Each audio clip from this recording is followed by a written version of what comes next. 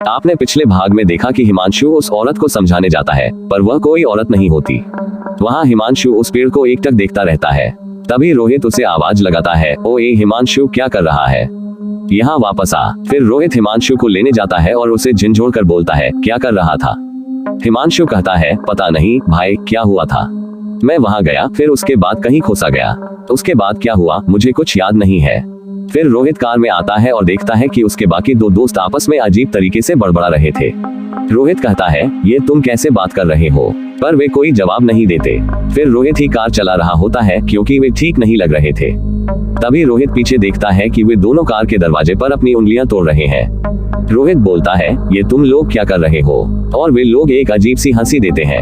रोहित फिर अपने दोस्तों के लिए कैब बुक करता है और उन्हें उनके घर छुड़वा देता है। जिस दोस्त की नई गाड़ी थी, रोहित उसे उसकी कार के साथ घर छोड़कर आता है। फिर रोहित अपने घर पैदल ही आता है। जब वह घर पहुंचता है तो उसके मम्मी पापा पूछते हैं, बेटा क्या हुआ, तू जल्दी आ गया।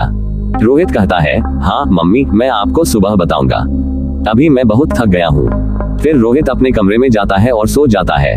जब वह सोता है तो ऐसा लगता है कि जैसे कोई उसके पास आकर बैठा हो। रोहित डर जाता है और हनुमान जी को याद करने लगता है। इसके बाद रोहित को नींद आ जाती है। फिर उसे एक अजीब सपना आता है। वह देखता है कि वह उसी रास्ते पर है और उसके दोस्त उस डरावनी औरत के पास हाथ जोड़कर बैठे हैं। वह औरत बोलती है, तेरे दोस्तों को तो मेरे ही साथियों ने जकड़ रखा है, पर तू इसलिए बच गया क्योंकि जब तू गाड़ी से बाहर निकला और मैं तेरे ऊपर आने ही वाली थी, तभी तेरे पीछे जो हाथ में बड़ी सी गदा लेकर खड़ा हुआ था, उसकी वजह से मैं तुझ पर हावी नहीं हो पाई, नहीं तो मैं तुझे अपने साथ ले जाती। सुबह हिमांशु की मम्मी का फोन आता है। रोहित सोचता है, ये किसका फोन आ रहा है। वह फोन उठाता है। पता चलता है कि हिमांशु की मम्मी का फोन है। वह कहती है, बेटा महेश, हिमांशु और अनमोल पर कोई ऊपरी हवा आ गई है। इन तीनों के मम्मी पापा और हम मेहंदीपुर बालाजी जा रहे हैं। बेटा, हिमांशु तो रात से ही कभी उठकर चिल्ला रहा है, कभी किसी से बात कर रहा है और ऐसी ऐसी डरावनी हरकतें कर रहा है जिससे हमें बहुत डर लग रहा है।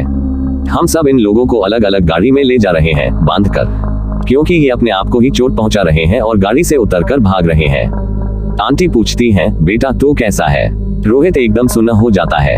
वह फोन रखता है और सोचता है, भाई यह क्या हुआ हमारे साथ, यह क्या अनुभव कर लिया। फिर वह अपने घर के मंदिर में जाता है और हनुमान जी का शुक्रिया करता है, आज आपने मेरी जान को संकट में आने से बचा लिया। तो दोस्तों, ये थी रोहित की कहानी। अगर आप भी अपनी कहानी भेजना चाहते हैं तो हमारी इंस्टाग्राम आईडी पर भेज सकते हैं। यूजरनेम स्क्रीन पर है एंड डिस्क्रिप्शन में भी इंस्टाग्राम का लिंक एंड यूजरनेम दिया गया है। आप हमें वहां अपनी कहानी भेज सकते हैं। बाय दोस्तों, जय श्री राम, धन्यवाद।